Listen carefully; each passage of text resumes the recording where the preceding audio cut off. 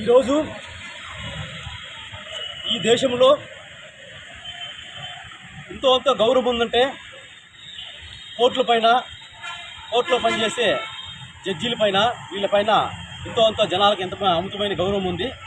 ఇదే తరుణంలో దళితులు అంచెలంచెలుగా ఎదుగుతూ తమ హక్కుల కోసం పోరాటం చేస్తూ ఉన్నత విద్యాభ్యాసం చెంది ఉన్నతమైన పదవులలో కొనసాగుతుంటే అక్కడ ఉన్నవారిని కూడా వివక్షణారహితంగా కొంతమంది దాడి చేసి జస్టిస్ గవాయ్ పైన దాడి చేసి ఆయన్ని బూటు విసరడము ఎంతైనా దుర్మార్గ చర్యని ఈ సందర్భంగా తెలియజేసుకుంటాము.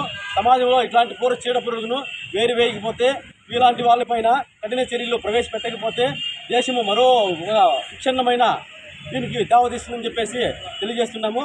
ఈ విధంగానే ఈ కార్యక్రమం పైన ఈ జరిగిన దాడిపైన దేశవ్యాప్తంగా రాష్ట్ర వ్యాప్తంగా అనేక నిరసనలు తెలియజేస్తుంటాం. కానీ అతని ఉరి తీయాలని చెప్పనేసి ఎంఆర్పీఎస్ తరఫున మాన్య శ్రీ మందకృష్ణ మాదిగ గారు 2 తెలుగు రాష్ట్రాల్లో కూడా ఉద్యమాన్ని చేపట్టడం జరిగింది. అందులో భాగంగానే సోదరులారా, ఈరోజు మన మండల కార్యాలయం ముందు ఇక్కడ ఉన్నటువంటి మండల టీంతో మేము ఈ కార్యక్రమం నిర్వహిస్తున్నాము. ఇలాంటి ఈ కార్యక్రమాలు చేయడం వల్ల దళితుల హక్కులు, దళితుల ఆత్మగౌరవము దెబ్బతినకుండా ఉన్నతమైన పదవుల్లో ఉన్నటువంటి విద్యావంతులైతేనేమి లేదా